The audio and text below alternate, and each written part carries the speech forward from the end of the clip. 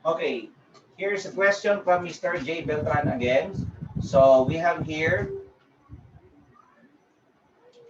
a copper wire whose diameter is 0.162 inch has a resistance of 0.4 ohm. If the wire is drawn through a series of dies until its diameter is reduced to 0.032 inch, what is the resistance of the lengthened conductor? Assume that the resistivity remains unchanged. Okay, that's another question.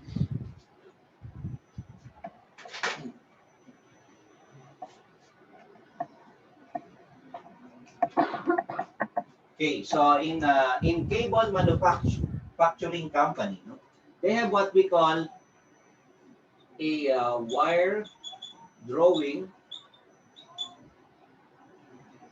machine. All cable manufacturer has a wire drawing machine. Let me explain to you the basic principle of this machine. This is the side view of this machine.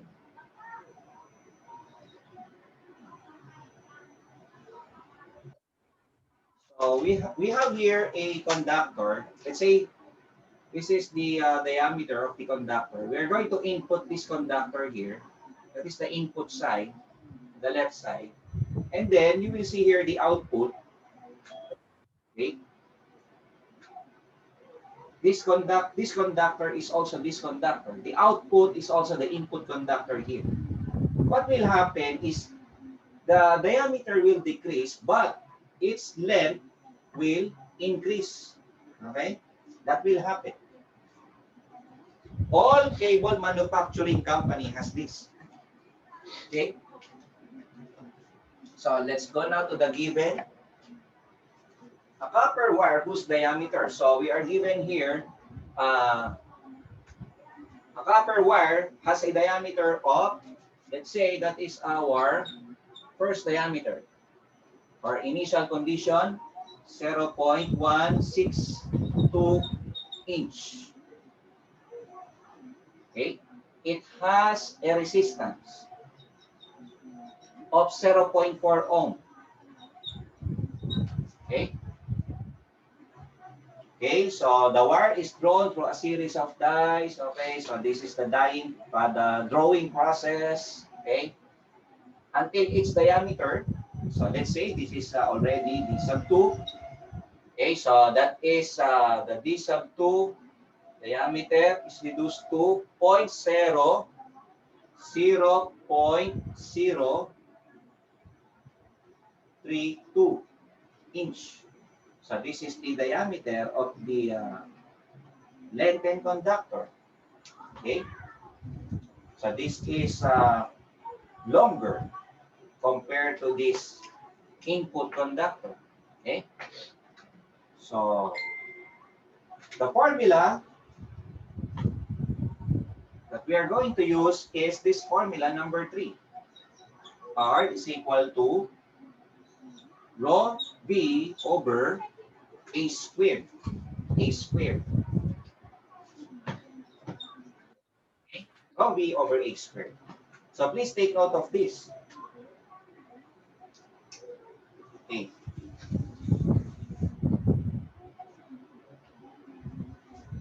Rho v, okay. I correct this. This is rho v. This is volume. Rho v over a squared. That is our formula number 3.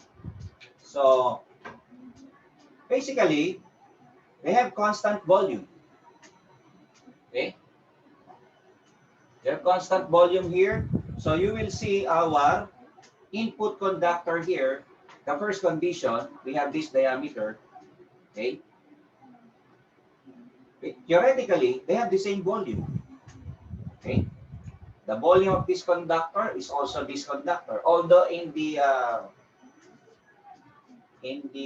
actual process, of course, you will see some a powdered-like particle of the conductor, because practically, this will go to a series of dice, no? Okay? Okay? So, there will be some portion of this conductor, uh, I mean, is practically the volume will reduce here. But there's no, it's not given in the problem. So, it's right to say that theoretically, the same volume. Same volume. Okay? So this is constant, the volume. The resistivity is also constant. No? Because let's say this is a copper. No? This is also copper, of course. No? It will not happen. This is copper. This will become gold. Wow, maganda yun. That's nice. Okay? So it will not happen. Okay? Your input is copper. This will become gold. And remember, there is a basketball sportscaster turning garbage into gold. That's nice. Right? When you get the hustle on the ball, okay, then you pass it to your teammate, then he slam it, okay, he dunk the ball, so that is turning the garbage into gold, okay. So there are some scramble happening there, see, okay, then you pass it to your teammate and he dunks the ball, okay. So this is a copper. This is also a copper. So meaning the resistivity never change. The same material. So this can be represented by a constant K. Now, we can have now this formula. Resistance is equal to constant K over A squared. A squared. Now, question. What is the relationship of the area to the resistance, the square of the area? Directly or inversely? Directly or inversely? Can I talk to somebody? Hirap magturo ng ganito, wala kang kausap. Inversely po, si Kuya Rex. Sino? Sige, ipakita mo para sumikat. Okay, pakita natin, sino ba yung sumagot? Si?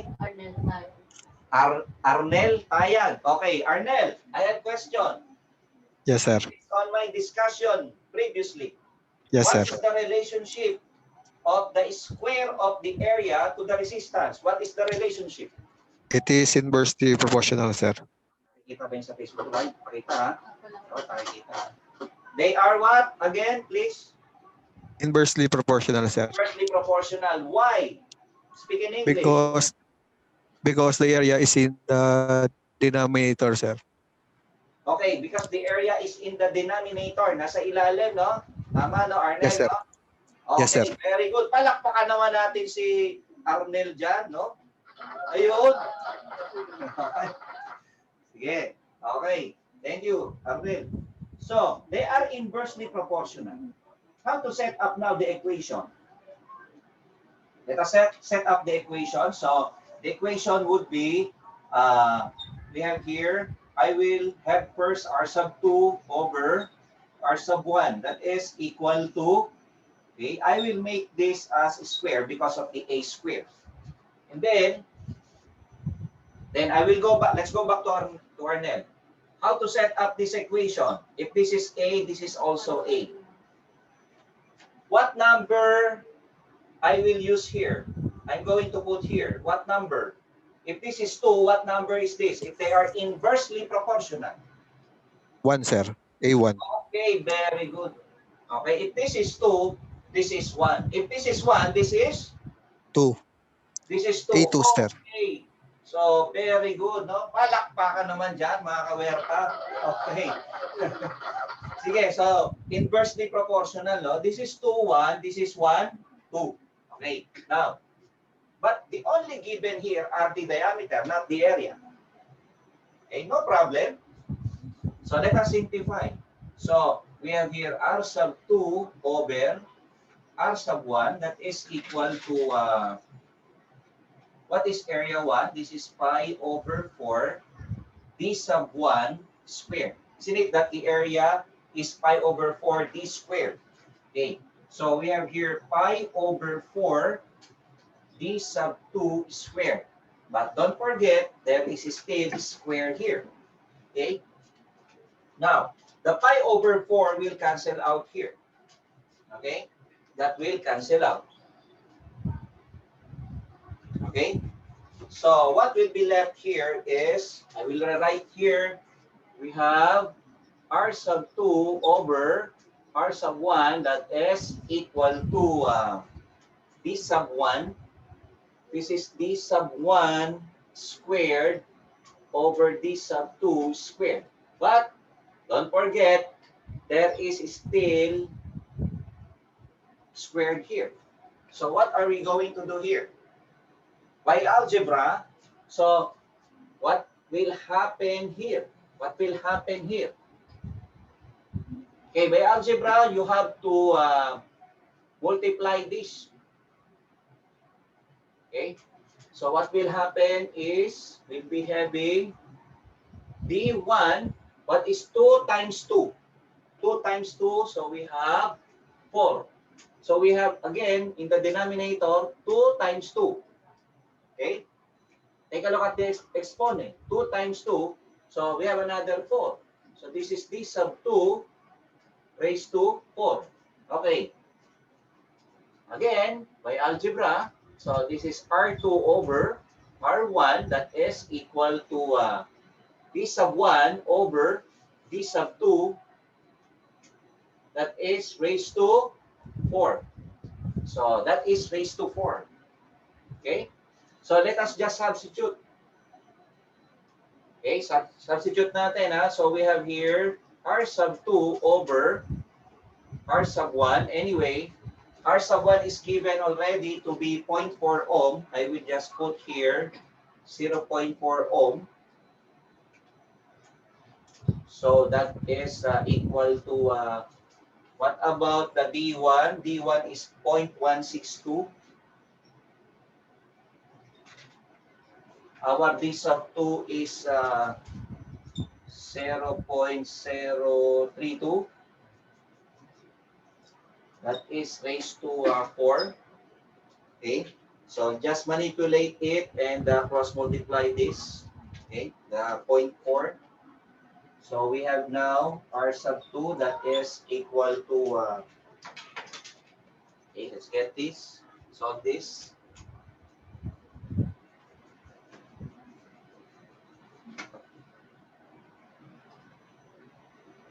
Point 0.162 is over 0.032. Okay, that is raised to 4. Okay, then we have to multiply it by 0.4, and that will be 262.7363342. So that is my answer in my calculator. Okay, 262.736 ohm. Okay, or approximately it is 263 ohms. And that will be our final answer. Okay, what letter is this? 263 ohms. The answer would be letter, there you are, letter C. Okay, that is our answer. Okay, thank you, Mr. J. Beltran, for that question.